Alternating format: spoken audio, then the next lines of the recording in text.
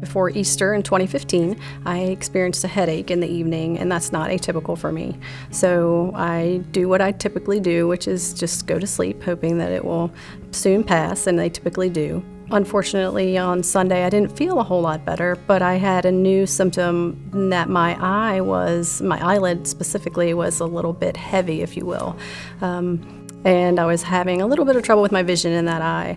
And my eye doctor said that I needed to catch up with the neuro-ophthalmologist, which I did.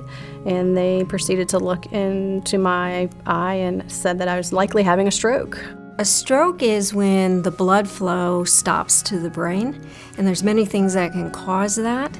And what Deb had is known as a carotid dissection, which is a splitting of the layers of the blood vessel.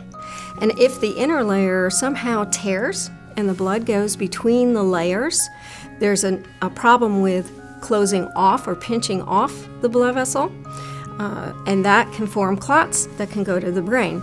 It is a fairly uncommon condition in general. That said, it is a relatively common cause of stroke in young and middle-aged adults. The symptoms usually result from a tear in the lining of an artery. And so the hallmark symptom is neck pain or face pain that comes on when the injury actually occurs, and then it can affect the nerves as they go up into control the eyelid and some of the pupillary functions. But to someone who's young and healthy like Deb was, and like most people who suffer carotid artery dissections, stroke or an injury to an artery in your neck is not the first thing that comes to mind. So we were fortunate to be able to diagnose Deb as soon as we did. The fact that I had no deficits from having had this very intense event in my life really made me a lot more thankful in knowing that even though I went through something that was pretty scary, I can help others by giving back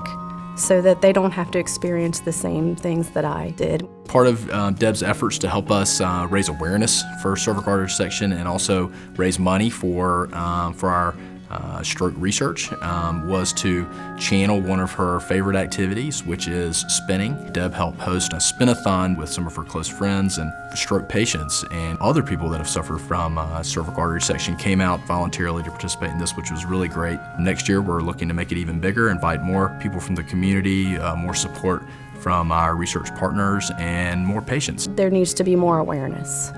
So for me, that's really where I hang my hat, and that I can speak for people who weren't as lucky as I, and be able to talk to people and educate people that this could happen is really important.